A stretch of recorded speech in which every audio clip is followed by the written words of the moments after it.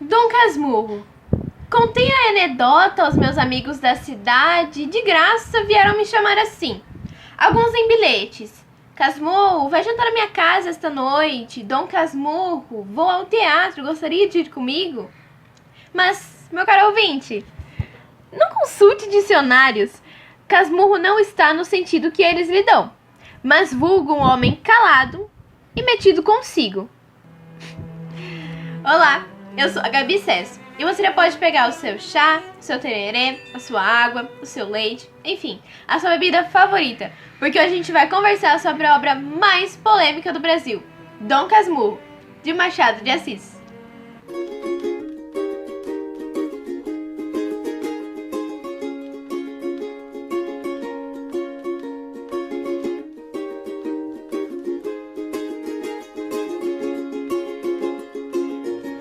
Mas antes de começar, meu caro ouvinte, eu te pergunto, traiu ou não traiu? Bom, se você ainda tá boiando, né, e não entendeu isso que só quem entendeu, não perca essa história que eu vou te explicar hoje, pois ela é digna de um bom caso de família. Isso se naquela época existisse, né? Bom, mas antes de você entrar numa imersão a essa obra de Machado de Assis, eu te convido a conhecer um pouco sobre esse autor, que você com certeza já ouviu falar por aí, ainda mais nas aulas de literatura e língua portuguesa. Então vamos lá?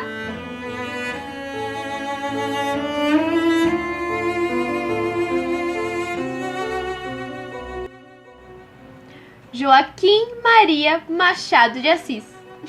Você já estava até achando que o nome dele era Machado de Assis, né? Mas não é não. Esses são só os últimos nomes dele. Então o nome dele é Joaquim Maria Machado de Assis. Ele nasceu em 1839 e morreu em 1908, ambos no Rio de Janeiro. Ele é o maior autor brasileiro de todos os tempos e ele tem um nome extremamente significativo na escola literária Realismo. E não vai achando que Machado de Assis nasceu em berço de ouro não, viu? Ele saiu do Morro de Livramento, negro, pobre, gago, para se tornar o melhor escritor de todos os tempos aqui na nossa literatura brasileira. E isso ainda em vida, tá? Ele não foi reconhecido depois que ele morreu, não. Ele foi fundador e presidente vitalício da Academia Brasileira de Letras. Então, desde quando ele estava vivo, ele já era reconhecido como um dos melhores escritores. Machado de Assis era inclassificável. Escreveu de tudo, desde prosa até catálogo do Avon. Mentira, mas as suas especialidades foi os contos e os romances, a prosa.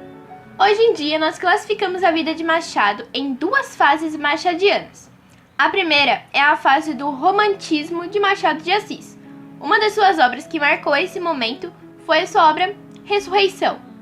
Mas a gente também classifica na segunda fase, que é a fase do realismo, onde ele escreveu suas principais obras, Memórias Póstumas de Brás Cubas, Quincas Borba e o que a gente vai falar hoje, Dom Casmurro, sendo que Memórias Póstumas de Brás Cubas vai marcar realmente o início aí do realismo, que é uma escola literária que Machado de Assis teve mais influência. Embarcar nas obras de Machado de Assis é se deparar em metalinguagem, intertextualidade, digressões e bastante sondagem psicológica.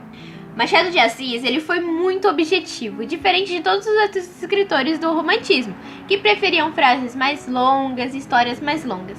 Não, ele queria só nocautear com toda aquela de informação e acabou. Então ele gostava de frases curtas, capítulos curtos, bem objetivos. Ouvinte, agora sim você tá pronto para ouvir um pouquinho mais sobre essa história, agora que você já conhece o autor dela. Então vamos lá?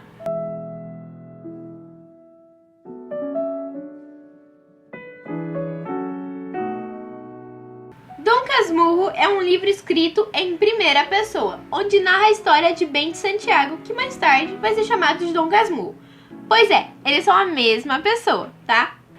No começo deste vídeo, eu li um trechinho do começo do livro desta obra literária, Dom Casmurro. Mas, meu caro ouvinte, não consulte dicionários. Casmurro não está no sentido que eles lhe dão, mas vulgo um homem calado e metido consigo. Pois é, os mais espertos e audaciosos vão sim procurar no dicionário o conceito de Dom Casmurro.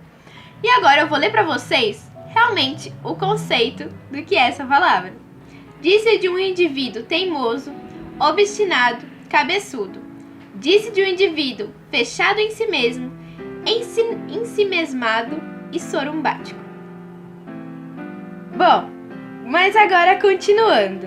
Ele então, o Bentinho, vai resolver escrever a história da sua vida. Sim, ó, Bentinho, Bento e Dom Casmurro são as mesmas pessoas, sendo que Dom Casmurro e Bentinho são os apelidos. Um antes e o outro depois.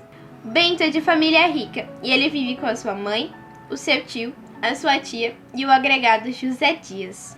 Sua mãe viúva já sustentava toda aquela família e ela era muito religiosa. Antes de Bento nascer, ela fez a promessa de que se ela tivesse um filho homem, o daria para a igreja e o transformaria em padre.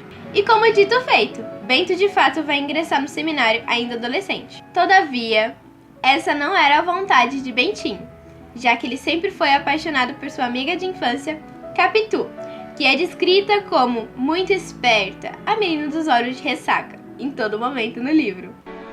Eu me lembrara da definição que José Dias dera a eles. Deixa eu ver seus olhos, Capitu. Olhos de cigana oblíqua e dissimulada. Eu não sabia o que era oblíqua, mas dissimulada eu sabia. Bom, mas ele de fato vai entrar no seminário, só que com os planos de sair o quanto antes. Os planos mesmo que ele fez com José Dias, que prometeu que o tiraria do seminário e enviaria para estudar direito. Mas neste tempo, antes de colocar o plano vir em prática, ele vai conhecer um noviço, Ezequiel, que também estava lá no seminário e que não queria muito também.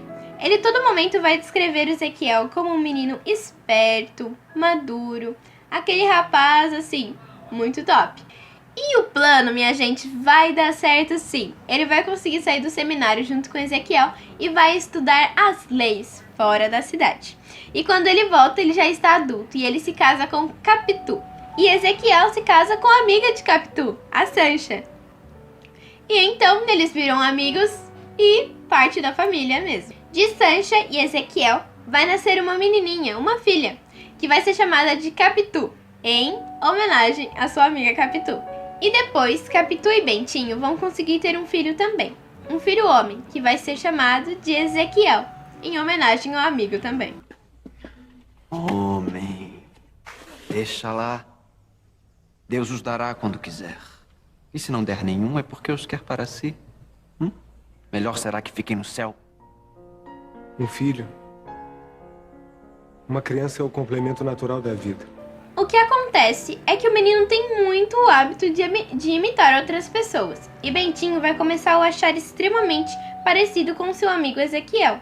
É como se ele visse o Ezequiel nele. A desconfiança de Bentinho era extrema. Mas em uma viagem das famílias juntas, Ezequiel, o amigo, vem a falecer.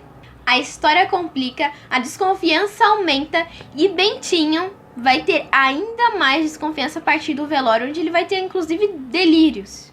Eu acabava de louvar as virtudes do homem que recebera defunto aqueles olhos.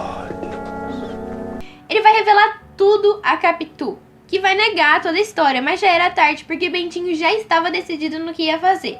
E ele vai enviar Capitu junto com Ezequiel, seu filho, para outro país. E essa história do passado vai entrando nos momentos finais, onde o Bento perdeu todas as pessoas de sua família, os seus tios, a sua mãe, o agregado, e inclusive Capitu, que vai morrer de tristeza em outro país. Ele também vai vir a perder o seu filho Ezequiel, que vai morrer de doença também, por fazer uma missão em outro país. E é assim que a história termina. Bento, o Dom Casmurro, sozinho. Agora, por que é que nenhuma dessas caprichosas me fez esquecer a primeira amada do meu coração? Capitu. Talvez porque nenhuma tinha.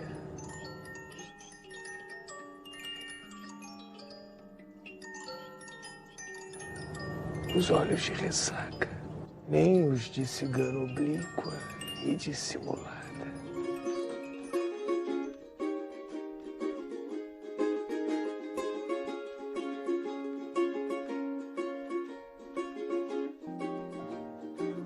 E bom, meus ouvintes, esse foi um pequeno resumo da história, mas sem muitos spoilers, hein? Mas agora vocês me perguntam afinal, ela traiu ou não traiu? E eu vos digo, não há respostas. Machado de Assis nos deixou essa incógnita, essa questão pra gente responder. E aí cabe a mim ou cabe a você colocar nossa opinião sobre isso. Descrevendo a história, parece mesmo que Capitu traiu, não é mesmo? Mas a gente não pode deixar de esquecer que a única pessoa que narra essa história é o Bentinho. Nós só conhecemos a versão do Bento. Seria Bentinho ou Dom Casmurro um narrador confiável? Pois então, leia essa história e me dê o retorno do que você achou. Me conta depois o que você acha. Ela traiu ou será que ela não traiu? Bom, meu caro ouvinte, em síntese, essa foi a obra Dom Casmurro de Machado de Assis. Eu espero mesmo que você tenha gostado e que agora você corra para ler essa obra, porque além de intrigante, objetiva, ela é muito importante para o vestibular, hein? Muito obrigada por ter me ouvido e me assistido até aqui. E leia, pois um livro é um universo distinto a ser conhecido por cada um de nós. Tchau! If I was young, I'd flee this town. I buried my dreams underground. As did I, we drink to die, we drink to now.